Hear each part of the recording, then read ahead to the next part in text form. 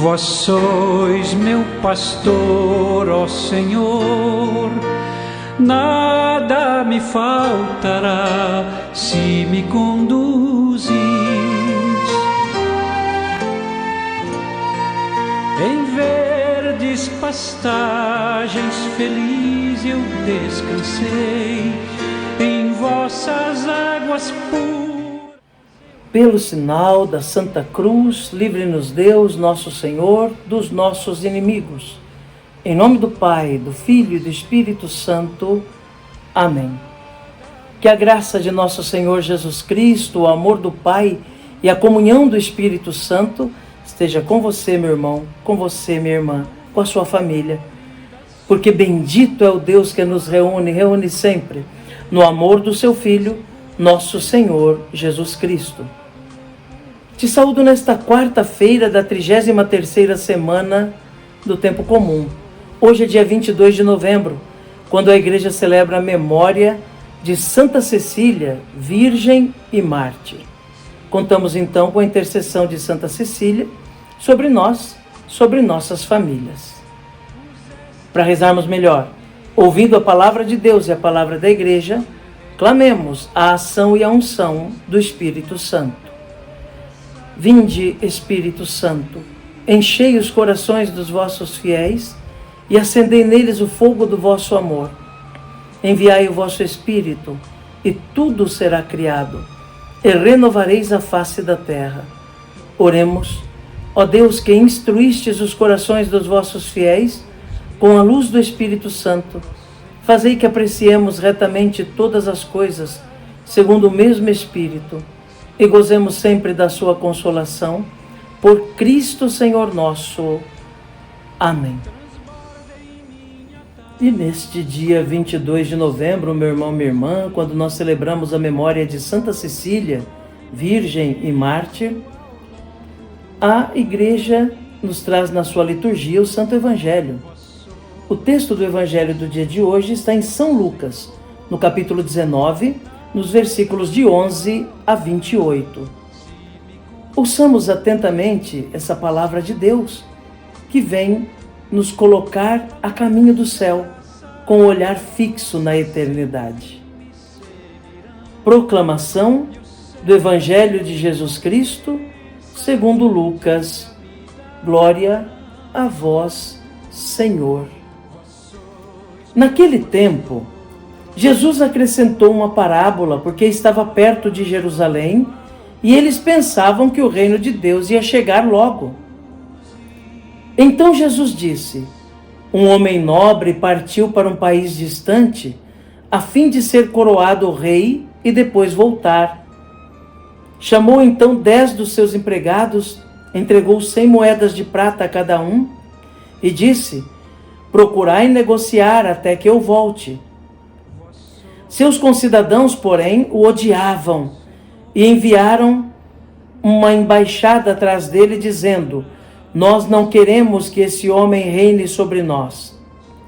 Mas o homem foi coroado rei e voltou. Mandou chamar os empregados aos quais havia dado dinheiro, a fim de saber quanto cada um havia lucrado. O primeiro chegou e disse: Senhor, as 100 moedas renderam 10 vezes mais. O homem disse: muito bem, servo bom, como foste fiel nas coisas pequenas, recebe o governo de 10 cidades. O segundo chegou e disse: Senhor, as 100 moedas renderam 5 vezes mais. O homem disse também a este: recebe tu também o governo de 5 cidades. Chegou outro empregado e disse: Senhor, aqui estão as tuas 100 moedas, que guardei num lenço, pois eu tinha medo de ti, porque és um homem severo. Recebes o que não deste, colhes o que não semeaste. O homem disse: servo mau, eu te julgo pela tua própria boca. Tu sabias que eu sou um homem severo, que recebo o que não dei e colho o que não semeei. Então por que tu não depositaste meu dinheiro no banco? Ao chegar, eu o retiraria com juros? Depois disse aos que estavam aí presentes: Tirai dele as 100 moedas e dai àquele que tem 1000. Os presentes disseram: Senhor, esse já tem 1000 moedas. Ele respondeu: Eu vos digo, a todo aquele que já possui será dado mais ainda, mas àquele que nada tem, será tirado até mesmo o que tem. E quanto a esses inimigos que não queriam que eu reinasse sobre eles, trazei-os aqui e matai-os na minha frente. Jesus caminhava à frente dos discípulos, subindo para Jerusalém. Palavra da salvação. Glória a vós, Senhor. Que pela palavra do Santo Evangelho sejam perdoados os nossos pecados. Amém. Meu irmão, minha irmã, Jesus conta uma parábola justamente para aqueles que pensavam que o reino de Deus ia chegar logo. Jesus está subindo para Jerusalém, junto com seus discípulos. Os discípulos ainda não tinham compreendido o que seria o reino de Deus. Na cabeça dos discípulos, o reino que Jesus instauraria seria um reino político. O sofrimento do povo era tão grande, sob a opressão do Império Romano, que desejavam ansiosamente que alguém tomasse nas mãos o poder para destruir os romanos, expulsar os estrangeiros e o povo ter novamente uma dignidade de povo com seu próprio rei, com seu próprio governo. E Jesus parecia aquela promessa. Por isso ainda não compreenderam, não tinham compreendido o que de fato era o reino de Deus. Justamente por isso Jesus decide contar essa parábola, para lembrar que para o reino de Deus é preciso estar preparado, é preciso viver neste mundo, transformando este mundo, para que o reino comece aqui, mas não termine aqui, possa desembocar na eternidade, quando o Rei Eterno voltar. Por isso Jesus conta essa história do homem que dá 100 moedas de prata a cada um dos seus empregados e vai receber o título de rei no estrangeiro. Quando ele volta, se depara com alguns dos empregados que se esforçaram para viver bem, multiplicar os dons que receberam do seu patrão e prestar-lhe conta dos frutos amadurecidos da administração daqueles bens.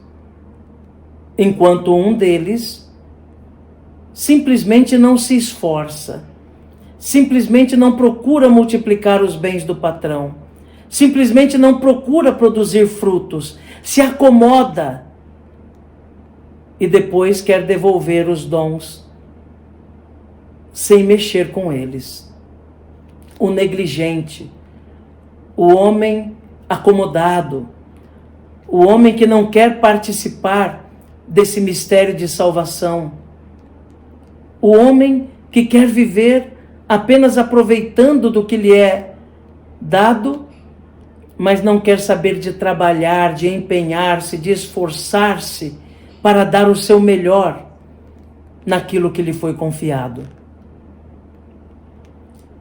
Aqueles empregados, meu irmão, minha irmã, representam os homens e as mulheres de todas as épocas, onde muitos se empenham, recebem os dons de Deus e sabem que devem multiplicar esses dons, sabem que devem colocar a serviço dos outros esses dons, para que esses dons cresçam na perseverança, no amor, na misericórdia, no esforço cotidiano de fazer a vontade de Deus, para que quando o Senhor voltar, possa apresentar o resultado da administração desses dons e possa ser acolhido no reino definitivo.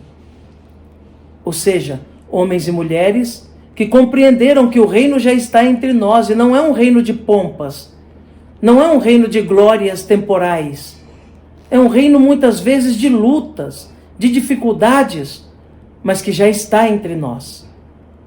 E assim procuraram viver esse reino segundo a vontade de Deus, para entregar ao Senhor os frutos amadurecidos de sua administração. Por isso podem gozar da eternidade, do reino definitivo de Deus. Por outro lado, aquele empregado acomodado representa tantos homens e mulheres também de todas as épocas e também da nossa época, que não querem se esforçar para entrar pela porta estreita, que se acomodam na sua vida cotidiana e não querem administrar bem aquilo que receberam de Deus, que não querem multiplicar os dons que receberam de Deus. Se acomodam no seu cotidiano, não perseveram, não se esforçam para entrar pela porta estreita. Pelo contrário, no comodismo de cada dia, não esperam, pelo esforço da conversão, a vinda do Senhor. São negligentes na fé. São presunçosos também em não querer se converter, mudar comportamento, mentalidade o quanto antes. E por isso, quando o patrão chega, o patrão diz: servo mau, servo preguiçoso. Oxalá, meu irmão, minha irmã, possamos nós ser contados entre aqueles que se empenham. A salvação é dom de Deus, é verdade. É pura graça dele, não mérito nosso. Mas ele quer contar com a nossa acolhida dos seus dons, dos talentos que ele nos dá, das moedas de ouro, de prata que ele nos oferece para colocarmos a serviço dos outros de modo que se multipliquem na nossa vida.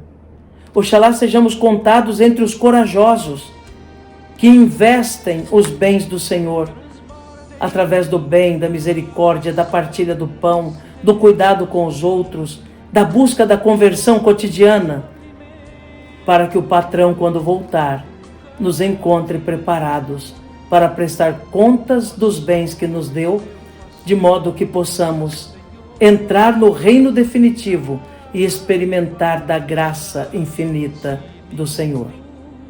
Que Jesus nos ajude. Que Nossa Senhora reze por nós e também Santa Cecília, que hoje nós celebramos. Amém.